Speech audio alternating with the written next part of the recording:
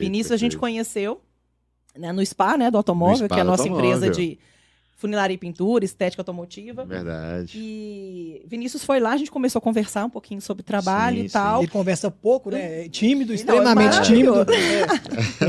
Comunicação é com a gente mesmo, tem jeito. Gente, Vinícius fez pela gente em pouquíssimo tempo o que nós não conseguimos em 5 anos pela nossa marca. Então, assim, vocês não têm a noção do quanto é importante. Isso até é questão de uma vida e sobrevivência de uma marca, de uma empresa. Então, eu queria que você falasse um pouquinho, Vinícius, claro, do seu trabalho que você tem feito.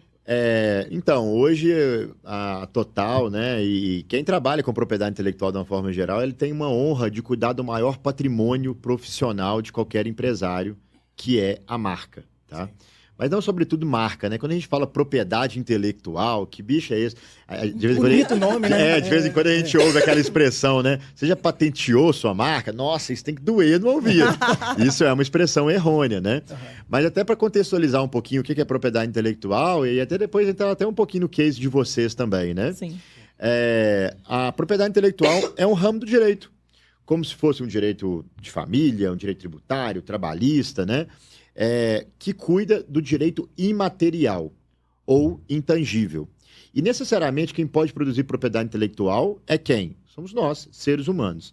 Os robôs ainda não produzem propriedade intelectual. Uma coisa que eu acredito que vai acontecer amanhã ou depois, sim, porque as leis têm que se adequar, né, ao mundo de hoje. E hoje o mundo é o mundo da inteligência artificial. Exato. Né?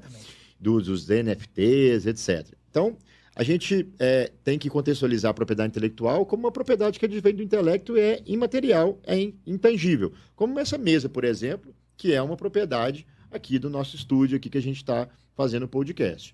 Então, marca é todo sinal distintivo que é passível de registro como exclusividade.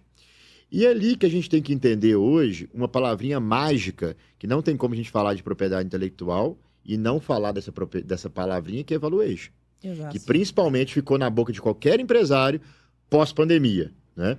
Então, a propriedade intelectual, primeiramente, é um gênero que cuida do direito, que derivam basicamente em 2 espécies: a propriedade industrial e o direito autoral.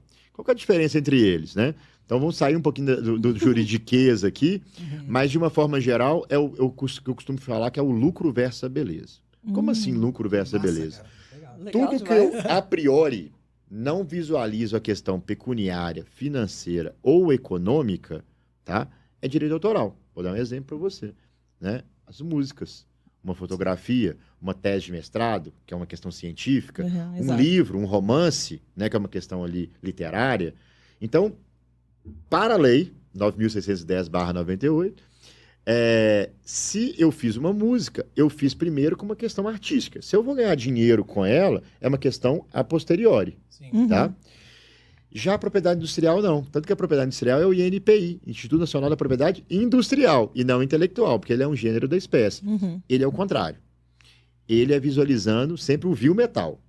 A questão financeira, pecuniária ou econômica, que é a questão de você ter uma marca, você tem uma exclusividade para quê? Para ganhar dinheiro. Sim. Uma patente, para você ter uma exclusividade, para você ter um royalty nela. Claro. Um desenho industrial, né, que é a questão do design, que nós vamos até citar aqui também na questão dos automóveis, etc. É a mesma coisa. Então, a gente tem que sempre traçar esse paralelo entre direito autoral e propriedade industrial.